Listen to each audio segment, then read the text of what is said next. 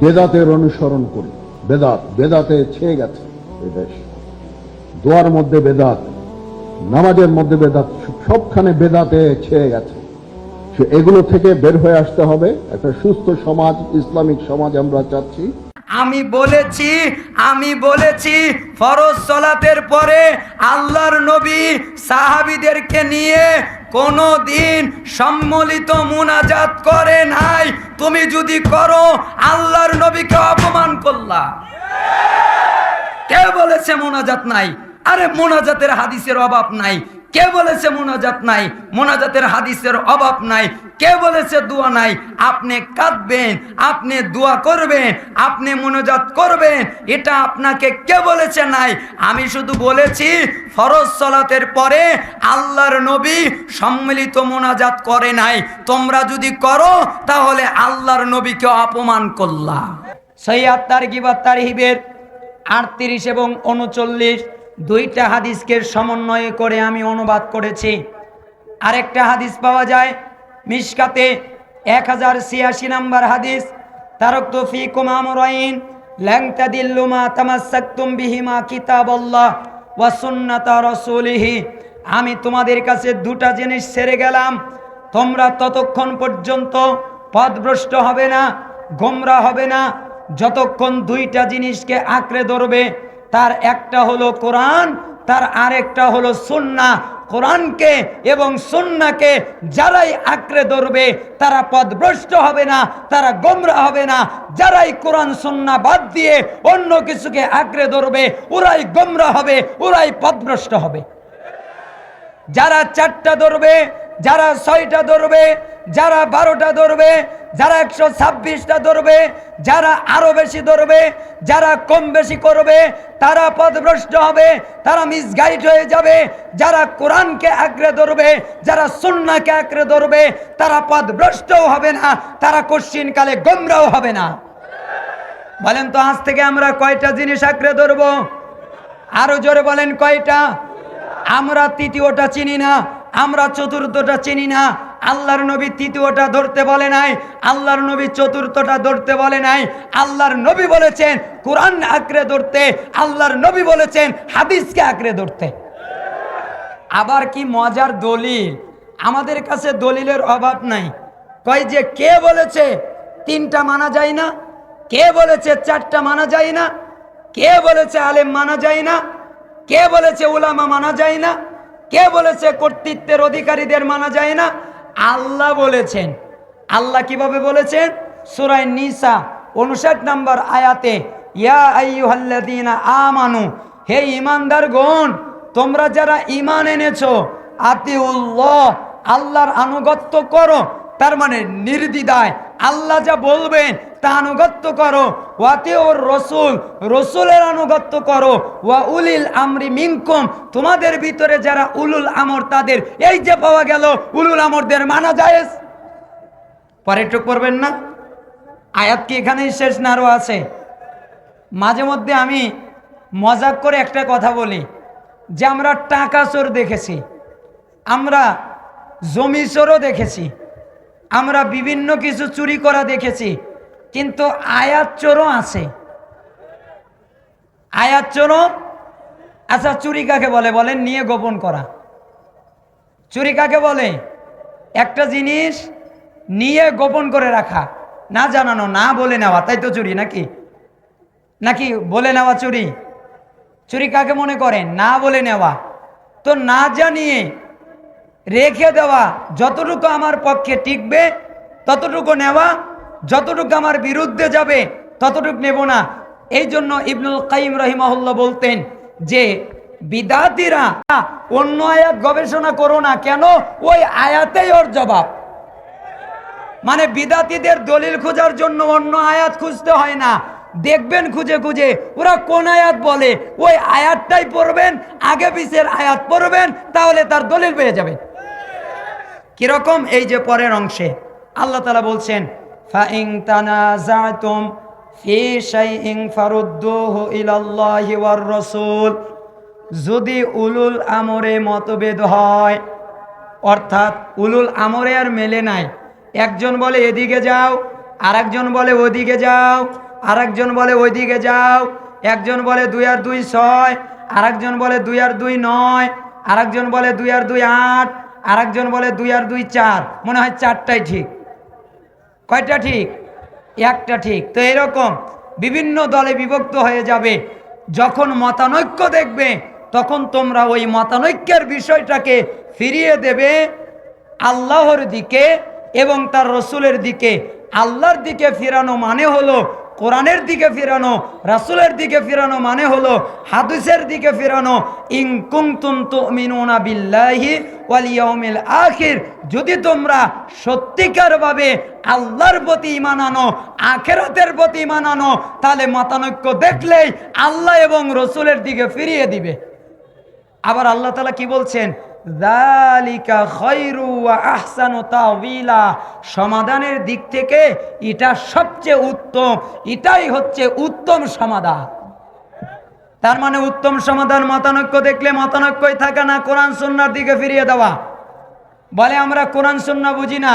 সাধারণ লোক দলিল দিয়ে কি করবে? সাধারণ লোকের দলিল আবার লাগে। ফাসআলু আহলা যিকর ইন কুনতুম লা তা'লামুন বিল বাইয়িনাতি ওয়াজ জুবুর, সূরা নাহল 43 এবং 44 নম্বর আয়াত। আল্লাহ তাআলা বলছেন, হে অজানা মানুষ, তোমরা যারা জানো না, জানা মানুষের কাছে জিজ্ঞাসা করে জেনে নাও। বিল বাইয়িনাতি ওয়াজ জুবুর, সুস্পষ্ট দলিল প্রমাণ সহকারে। তখন এক শ্রেণীর লোকেরা বলে, তোমরা কি আরবি পড়তে পারো? এই শোনেন, আপনাদের জন্য একটা ছোট্ট টিপস। আপনাদেরকে যারা বলবে তোমরা কি আরবি পড়তে পারো, না পারি না, তো তোমরা দলিল দিয়ে কি করবে? বলে না, তোমরা কি কোরআন হাদিস আরবি বুঝবা? কয় না, বুঝবো না। তো তোমরা দলিল দিয়ে কি করবে? তোমরা তো আরবি বোঝো না, তোমরা তো অনুবাদ করতে পারো না, তো তোমাদের দলিল লাগবে কেন? তাহলে ওই বুড়ো লোকদের বলবেন যে আমার ঢাকায় জমি আছে 1 বিঘা অথবা 2-3 শতাংশ অথবা বেশি, আমি বিক্রি করব 5,000 টাকা শতাংশ। কয় হাজার? আপনারা নেবেন না? ঢাকা শহরে যদি জমি আমি বিক্রি করি 5,000 টাকা শতাংশ, নেবেন না? আরে লাইন ধরবেন যে জানি দাই দেখি পাই কিনা। যখন আমি পাগড়ি টাগড়ি পরে আপনাদের সামনে আসবো আর বলবো আমার কিন্তু দলিল নাই, নেবেন? কারা কারা নেবেন দলিল ছাড়া? বলেন। কেউ নেবে না। তখন আমি একজন মুরব্বীকে যদি জিজ্ঞাসা করি, ওই মুরব্বীকে ধরবেন যে দাদু আপনি কি করেন? লিখতে পারেন? কয় না। পড়তে পারেন? কয় না। তো কি করেন? কয় আমি টিপসই দেই। আপনাকেই তো খুঁজছি, আপনি কি বাংলা পড়তে পারেন? না বাবা, তা তো পারি না। আপনি তো পড়তে পারেন না, আপনার দলিল লাগবে কেন? আপনি টাকা দেন, জমিন নেন, দলিল লাগবে না। পড়তেই তো পারে না, তো দলিল দিয়ে কি করবে? ওই রকম হলো না হুজুরের মতো।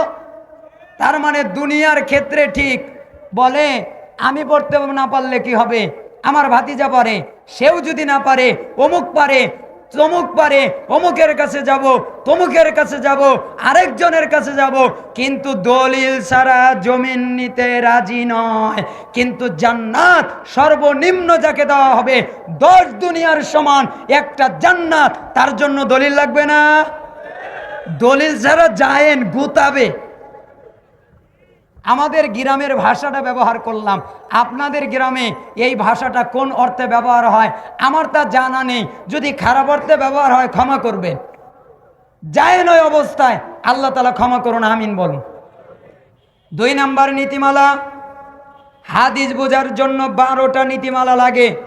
হাদিসকে অনুবাদ করতে 12টা নীতিমালা লাগে। 12টা নীতিমালা ছাড়া হাদিস অনুবাদ করা যায় না। এক এক করে বলে যাব। 1, হাদিসের ক্ষেত্রে সহিহ, জয়ীফ, জাল হাদিসের পার্থক্য করতে হবে। কেন? সহিহ হাদিস অনুযায়ী আমল করতে হবে, জয়ীফ আর জাল হাদিস ত্যাগ করতে হবে। 2, সহিহ হাদিসের ক্ষেত্রে 2টা জিনিস মেনটেন করতে হবে। 1, সহিহ হাদিসের সহিহ অর্থ করতে হবে, সহিহ ব্যাখ্যা করতে হবে। 2, সহিহ হাদিসের একটা সহিহ হাদিসের ব্যাখ্যা আরেকটা সহিহ হাদিস দিয়ে করতে হবে। 3 নাম্বার মূলনীতি, সাহাবীদের মাধ্যমে হাদিসের ব্যাখ্যা করতে হবে, সাহাবীদের আমল দেখতে হবে। 4 নাম্বার মূলনীতি, তাবিদের মাধ্যমে হাদিসের ব্যাখ্যা করতে হবে। 5 নাম্বার মূলনীতি, সালাফরা বা যেই কিতাবের রাইটার ইমাম বুখারী তার কিতাব সহিহ বুখারী যেই অর্থে বুঝেছেন ওই অর্থটা নিতে হবে। কারণ আমার চাইতে বুখারী সবচেয়ে ভালো যিনি বোঝেন তিনি হচ্ছেন ইমাম বুখারী। নাকি মনে করেন মুসলিম কি ইমাম মুসলিম ভালো বোঝেন না আমি ভালো বুঝি? যিনি কিতাব লেখেন তিনি ভালো বোঝেন না যিনি পড়েন তিনি ভালো বোঝেন? যিনি কিতাব লেখেন তিনি ভালো বোঝেন, কারণ তিনি জানেন আমি কোন অর্থে কোন ব্যাখ্যায় এইটা লিখলাম। তার মানে আরেকটা নীতিমালা হলো মুহাদ্দিসিনে কিরামদের ব্যাখ্যা নিতে হবে।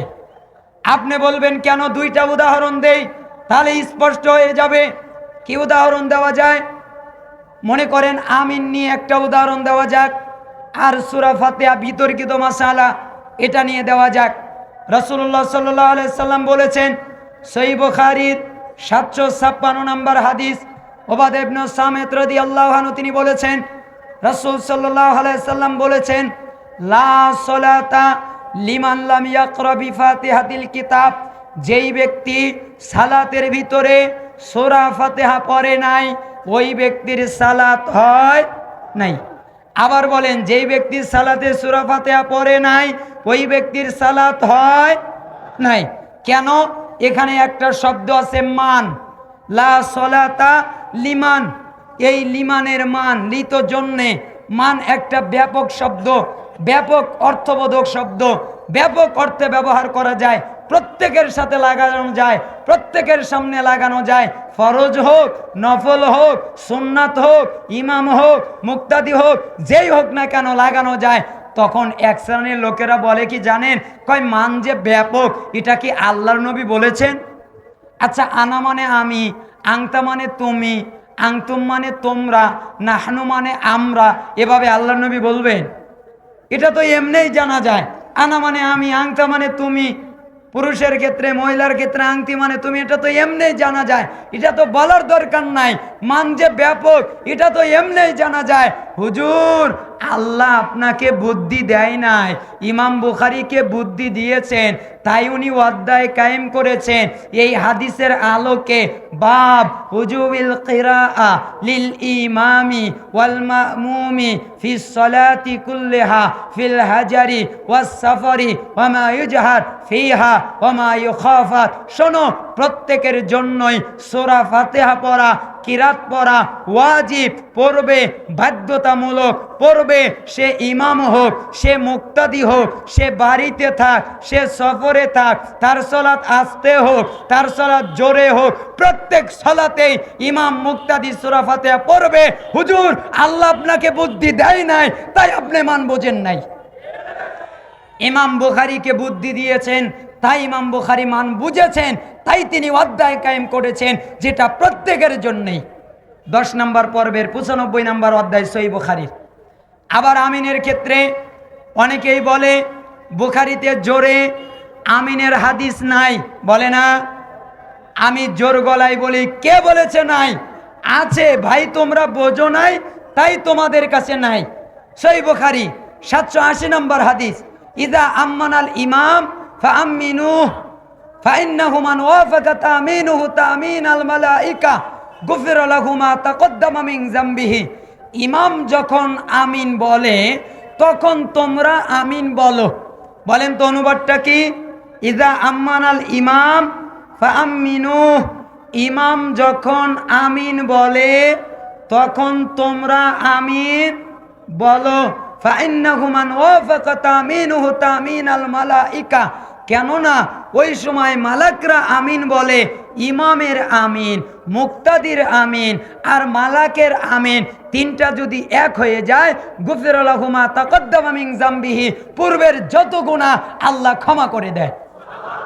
ভাই, আপনি জোরে আমিন বলার দরকার কি? আপনার তো গুনাহই নাই, তাই না?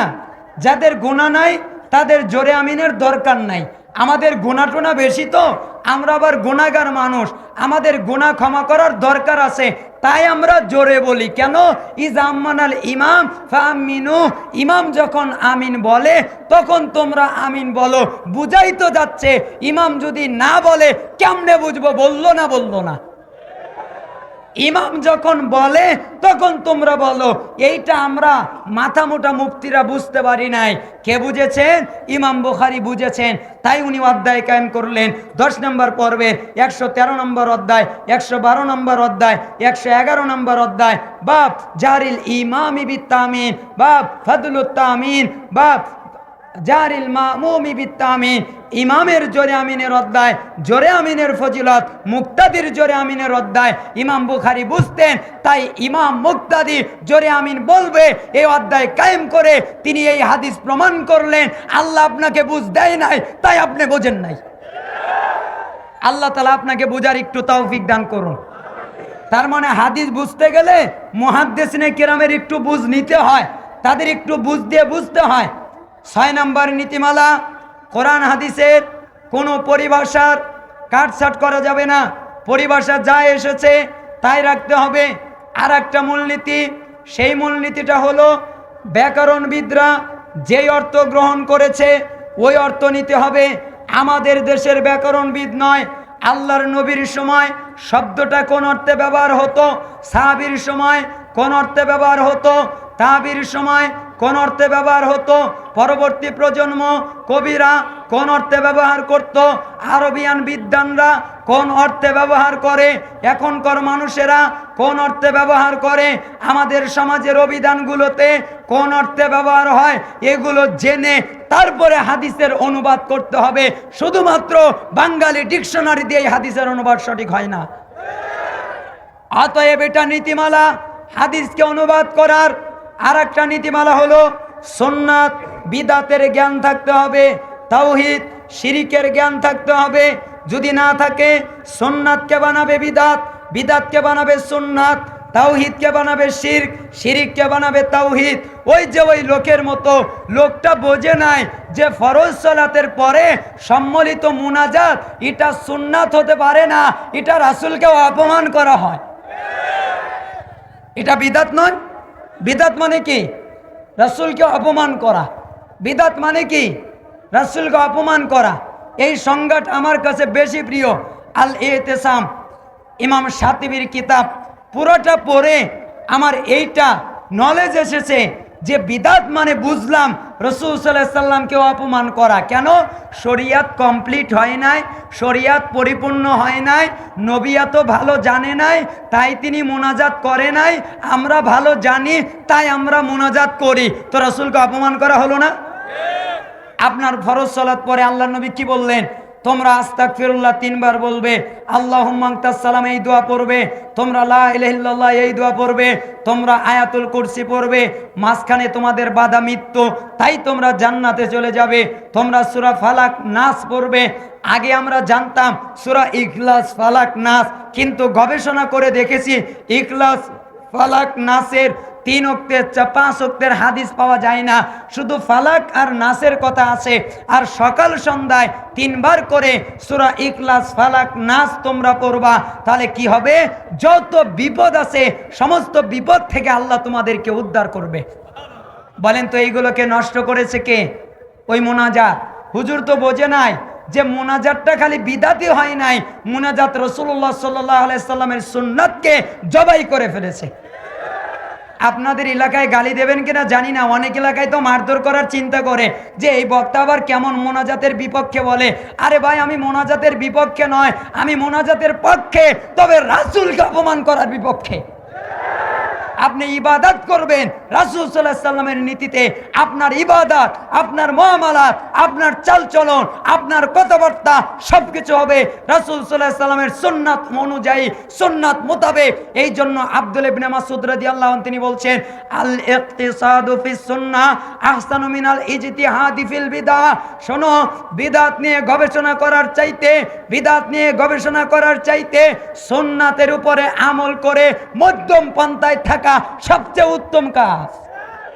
অতএব বিদআত নিয়ে অত গবেষণা করিয়েন না।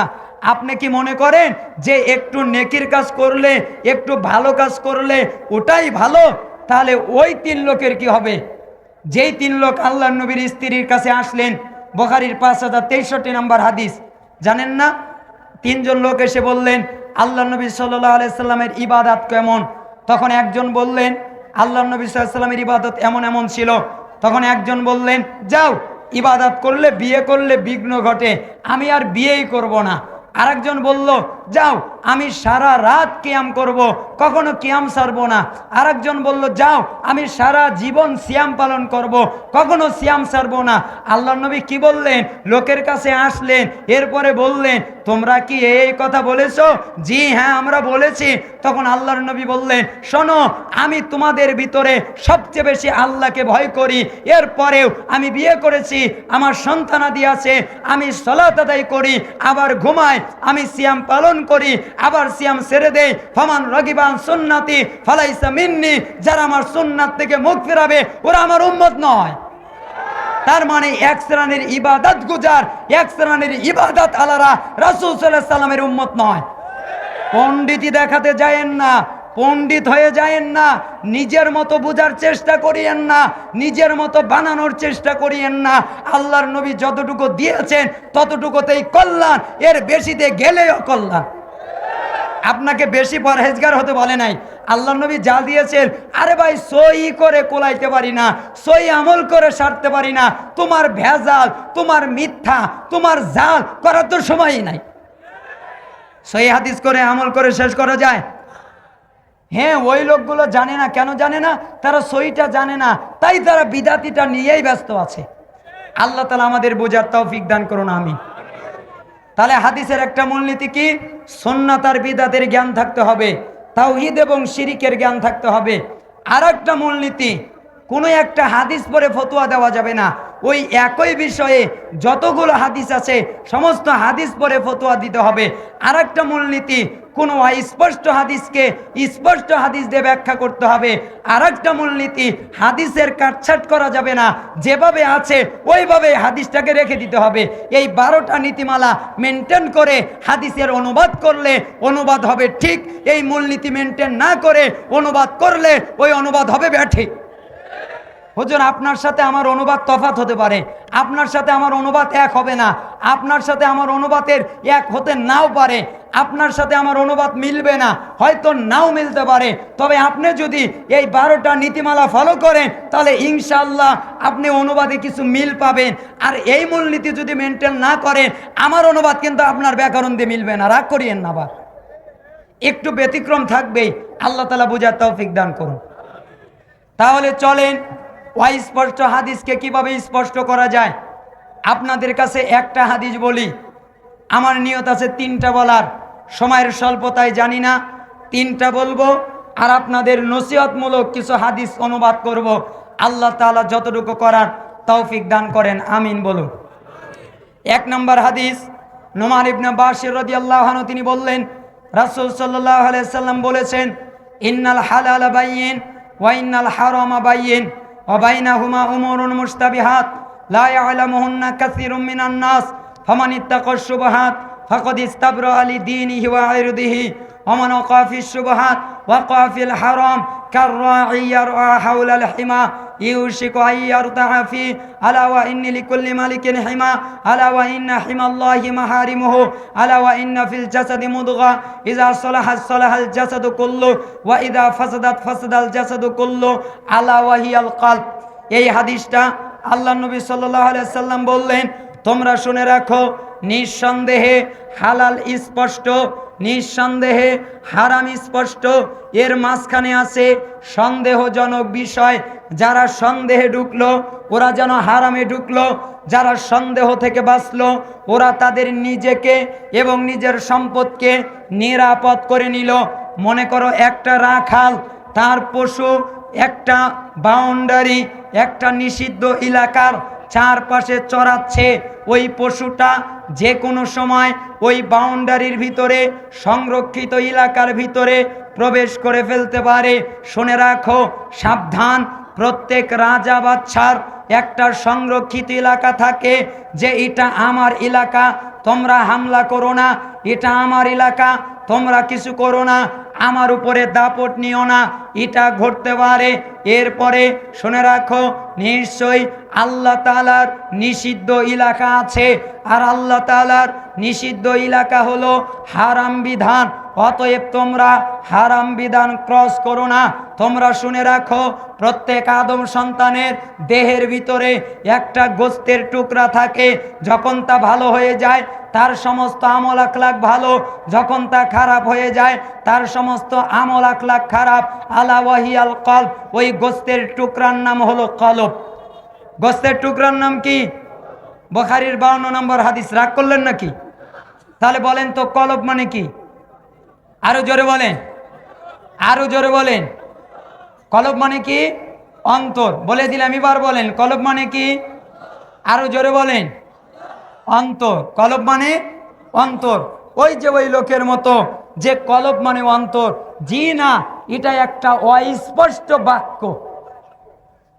আপনি বলবেন সারা জীবন শুনে আসলাম অন্তর, আজকে আপনি এসে বলছেন অস্পষ্ট বাক্য মানে কলব কেন নাম হলো? আমি একদিন গবেষণা করছিলাম, আল্লাহ তাআলা মানুষের এত মন পরিবর্তন হয় কেন? এই একরকম এই দিকে, আবার কিছুক্ষণ পরে যায় ওই দিকে, একবার এদিকে মন আরেকবার ওদিকে মন, এরকম হয় কেন? মানুষের অন্তর পরিবর্তন হয় কেন? তখন আমি এই কলব নিয়ে গবেষণা করা শুরু করলাম। তখন আমি পেয়ে গেলাম, হ্যাঁ, সমস্যা এখানে একটা উত্তম পথ আছে। আল্লাহর নবী বললেন, ইন্নামা সুমিয়াল কলব মিন তাকাল্লুবিহি ইন্নামা মাসালুল কলব কামাসালি রিশাতিন মুআল্লাকাতিন ফি আসলি শাজারাতিন তুকাল্লিবুহার রিহ যহরান লিবাতন। আল্লাহু আকবার। আল্লাহ তাআলা বললেন, তোমাদের দেহের ভিতরে যেই কলব, এর নাম কলব রাখার কারণ হলো তার পরিবর্তন হয় তাই। যদি কলব পরিবর্তন না হতো তার নাম কলব রাখা হতো না। পরিবর্তন হয় তাই তার নাম কলব। বলেন তো কলব নাম কেন রাখা হলো? পরিবর্তন হয় তাই। আবার বলেন কেন রাখা হলো? পরিবর্তন হয় তাই। কেমন? একটা পালকের মতো, যা একটা গাছের ডালে চিকন সুতা দিয়ে বেঁধে রাখা হয়েছে। এরপরে যখন বাতাস আসে তখন তাকে এদিক সেদিক উলট পালট করে, একবার এদিকে যায় আরেকবার ওই দিকে যায়, এই ভালো এই মন্দ, এই ভালো এই মন্দ। কেন? ওটা তার কলব। কলব মানেই পরিবর্তনশীল, কলব মানেই পরিবর্তন হয়, একভাবে থাকে না, তাই তার নাম কলব। হাদিস মুসনাদে আহমদ 19,661 নম্বর হাদিস। মাসালুল কলবি কামাসালি রিশাতিন বিআরদিন ফালাতিন তুকাল্লিবুহার রিহ যহরান লিবাতন। অন্তরের উদাহরণ একটা পালকের মতো, যা মরুভূমিতে ফেলে রাখা হয়েছে। এরপরে যখন বাতাস আসে তখন তাকে এদিক সেদিক উলট পালট করে। লাকালবু ইবনু আদম আসরাউ তাকাল্লুবান মিনাল কিদরি ইজা ইস্তাজমাআত গলায়ানা। বনি আদমের অন্তর ঢেকের ভিতরে রাখা ফুটন্ত পানির চেয়ে দ্রুত পরিবর্তনশীল। লাকালবু ইবনু আদম আশাদ্দু ইনকিলাবান মিনাল কিদরি ইজা ইজতামাআত গলিয়া না। বনি আদমের অন্তর পাতিলের ভিতরে রাখা ফুটন্ত পানির চেয়ে দ্রুত পরিবর্তনশীল। হাদিস ইবনু আসিম 226, 227, হাদিস মুসনাদে আহমদ 23,867 নম্বরে এসেছে। তার মানে পাতিলের পানির মতো, যখন আপনি পাতিলের পানিতে তাপ দেন তখন পানিগুলো টকবক টকবক টকবক করে, যখন তাপ দেওয়া বন্ধ করে তখন আবার ঠান্ডা হয়ে যায়। মানুষের কলব তাই, যখন আল্লাহর কথা বলা হয়, যখন কোরআনের কথা বলা হয় তখন তাদের ঈমান বেড়ে যায়, যখন দুনিয়ায় চলে যায় তখন আবার ঈমান ডাউন হয়ে যায়। এখান থেকে একটা আকীদা পাওয়া গেল, এখান থেকে একটা বিশ্বাস পাওয়া গেল। আহলুস সুন্নাহ ওয়াল জামাতের আকীদা হলো ঈমান বাড়ে, ঈমান কমে। নেকির কাজ করলে ঈমান বাড়ে, বদির কাজ করলে ঈমান কমে। ভালো কাজ করলে ঈমান বাড়ে, পাপের কাজ করলে ঈমান কমে। এখান থেকে পাওয়া গেল। শুনে রাখেন, আল্লাহ নবী সাল্লাল্লাহু আলাইহি সাল্লাম বললেন, মা মিনাল কুলুবি কলবুন ইল্লা ওয়ালাহু সাহাবাতুন কাসাহাবাতিল কমার বাইনাল কমারু মুদিউন ইযা আলাত আলাইহি সাহাবাতুন ফাআযলামা ওয়া ইস্তাজাল্লাত আনহু ফাআদাআ। তোমাদের যে অন্তর, এই অন্তরের উপরে মেঘ জমে যায়, যেভাবে চাঁদের উপরে মেঘ জমে যায়। যখন চাঁদের উপরে মেঘ জমে যায় তখন চাঁদ আলোহীন হয়ে যায়, আর সে আলো দিতে পারে না। তোমাদের অন্তরে যখন মেঘ জমে যায় তখন তোমাদের অন্তর অন্ধকার হয়ে যায় আর আলো দিতে পারে না। যখন চাঁদের উপর থেকে মেঘ সরে যায় তখন চাঁদ আলো দেয়। তোমাদের অন্তরের উপর থেকে যখন পাপ সরে যায় তখন তোমাদের অন্তরটা আলো দেওয়া শুরু করে দেয়। এরপরে আল্লাহর নবী সাল্লাল্লাহু আলাইহি ওয়াসাল্লাম আর এক বাক্যে বললেন, ইন্নাল ঈমান লা ইয়াখলাকু ফি জাওফি আহাদিকুম কামা ইয়াখলাকু সাওবুল খালিক ফাসআলুল্লাহ আন ইউজাদ্দিদাল ঈমান ফি কুলুবিকুম।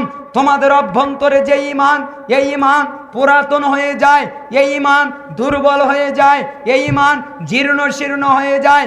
যেভাবে তোমাদের পোশাকগুলো পুরাতন হয়ে যায়, তোমাদের কাপড় পুরাতন যেভাবে হয়ে যায়, সালাফরা বলতেন কাপড় পুরাতন হলে যেভাবে পানি দিয়ে সাবান দিয়ে ধৌত করে চকচকে করতে হয়, ঈমান যদি দুর্বল হয়ে যায় ঈমান দিয়ে ঈমানকে পরিশুদ্ধ করতে হয়। অতএব তোমাদের ঈমান এক সময় দুর্বল হয়ে যায়। তাই তোমরা আল্লাহর কাছে বলো, হে আল্লাহ আমাদের ঈমানটাকে আপনি নবায়ন করে দেন। মোজামুল আউসাত তাবারানী 5220, মুস্তাদরেক হাকিম হাদিস নাম্বার 5 এবং মুসলিমের 2564 নম্বরে, কোন বর্ণনায় 2654 নম্বরে এসেছে। রাসূল সাল্লাল্লাহু আলাইহি সাল্লাম বলেছেন, মুসলিমের নাম্বারটা ফুয়াদ আব্দুল বাকির নাম্বার অনুযায়ী দেখবেন, তাছাড়া মেলানো যাবে না। সেখানে বলা হয়েছে, রাসূল সাল্লাল্লাহু আলাইহি সাল্লাম বললেন, শুনে রাখো প্রত্যেক বানি আদমের কলব আল্লাহর 2 আঙ্গুলের মধ্যে থাকে। তিনি যেভাবে চান তাকে তা পরিবর্তন করেন।